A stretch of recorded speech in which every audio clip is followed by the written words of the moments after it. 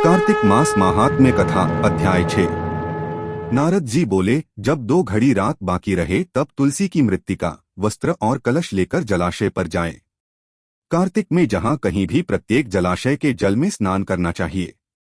गर्म जल की अपेक्षा ठंडे जल में स्नान करने से 10 गुना पुण्य होता है।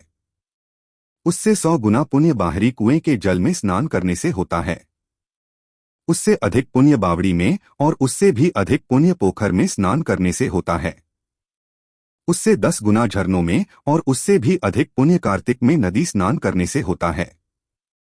उससे भी 10 गुना पुण्य वहां होता है जहां 2 नदियों का संगम हो, और यदि कहीं 3 नदियों का संगम हो तब तो पुण्य की कोई सीमा ही नहीं। स्नान से पहले भगवान का ध्यान करके स्नानार्थ संकल्प करना चाहिए। फिर तीर्थ में उपस्थित देवताओं को क्रमश अर्घ्य, आचमनीय आदि देना चाहिए। अर्घ्य मंत्र इस प्रकार है। हे कमलनाथ, आपको नमस्कार है। हे जलशायी भगवान, आपको प्रणाम है। हे ऋषिकेश, आपको नमस्कार है। मेरे दिए अर्घ्य को आप ग्रहण करें। वैकुंठ, प्रयाग तथा बद्रिकाश्रम में जहां कहीं भगवान विष्णु गए वहां उन्होंने 3 प्रकार से अपना पाव रखा था। वहां पर ऋषि वेद यज्ञों सहित सभी देवता मेरी रक्षा करते रहें। हे जनार्दन, हे दामोदर, हे देवेश, आपको प्रसन्न करने हेतु मैं कार्तिक मास में विधि विधान से ब्रह्म मुहूर्त में स्नान कर रहा हूं। आपकी कृपा से मेरे सभी पापों का नाश हो। हे प्रभो, कार्तिक मास में व्रत तथा विधिपूर्वक स्नान करने वाला मैं अर्घ्य देता हूं, आप राधिका सहित ग्रहण करें। हे कृष्ण, हे बलशाली राक्षसों का संहार करने वाले भगवन, हे पापों का नाश करने वाले, कार्तिक मास में प्रतिदिन दिए हुए मेरे इस अर्घ्य द्वारा कार्तिक स्नान का व्रत करने वाला फल मुझे प्राप्त हो। तत्पश्चात विष्णु, शिव तथा सूर्य का ध्यान करके जल में प्रवेश कर नाभि के बराबर जल में खड़े होकर विधिपूर्वक स्नान करना चाहिए। गृहस्थी को तिल और आंवले का चूर्ण लगाकर तथा विधवा स्त्री व यति को तुलसी की जड़ की मिट्टी लगाकर स्नान करना चाहिए।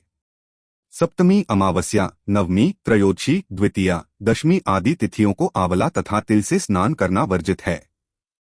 स्नान करते हुए निम्न शब्दों का उच्चारण करना चाहिए। जिस भक्तिभाव से भगवान ने देवताओं के कार्य के लिए 3 प्रकार का रूप धारण किया था, वही पापों का नाश करने वाले भगवान विष्णु अपनी कृपा से मुझे पवित्र बनाएं। जो अमनुष्य भगवान विष्णु की आज्ञा से कार्तिक व्रत करता है उसकी इंद्रादि सभी देवता रक्षा करते हैं, इसलिए वह मुझको पवित्र करें।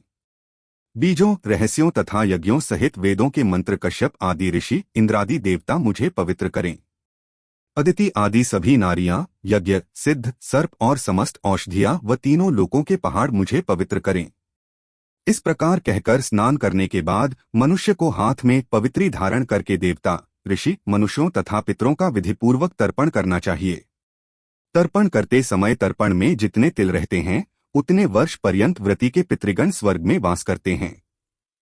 उसके बाद व्रती को जल से निकलकर शुद्ध वस्त्र धारण करने चाहिए।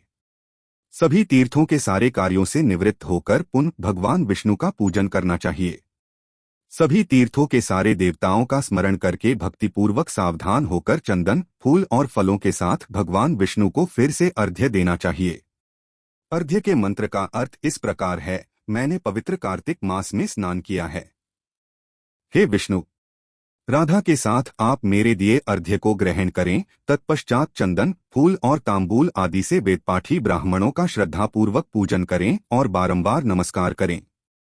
ब्राह्मणों के दाएं पांव में तीर्थों का वास होता है, मुंह में वेद और समस्त अंगों में देवताओं का वास होता है। अपने कल्याण की इच्छा रखने वाले मनुष्य को इनका न तो अपमान करना चाहिए और न ही इनका विरोध करना चाहिए। फिर एकाग्रचित्त होकर भगवान विष्णु की प्रिय तुलसी जी की पूजा करनी चाहिए। उनकी परिक्रमा करके उनको प्रणाम करना चाहिए। हे देवी, हे तुलसी, देवताओं ने ही प्राचीन काल से तुम्हारा निर्माण किया है और ऋषियों ने तुम्हारी पूजा की है।